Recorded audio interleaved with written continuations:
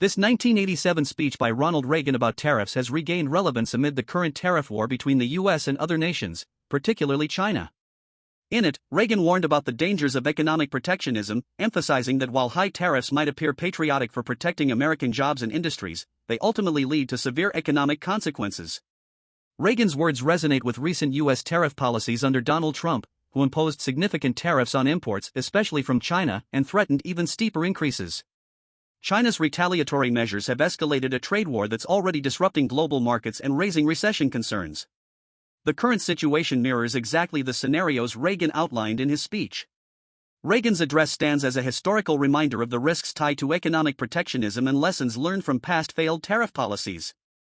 Let's look at this speech excerpt, so relevant today.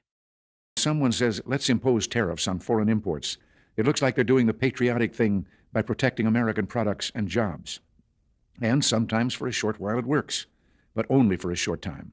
What eventually occurs is, first, homegrown industries start relying on government protection in the form of high tariffs.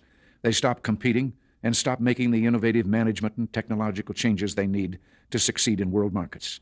And then, while all this is going on, something even worse occurs. High tariffs inevitably lead to retaliation by foreign countries and the triggering of fierce trade wars. The result is more and more tariffs, higher and higher trade barriers, and less competition. So soon, because of the prices made artificially high by tariffs that subsidize inefficiency and poor management, people stop buying. Then the worst happens. Markets shrink and collapse, businesses and industries shut down, and millions of people lose their jobs.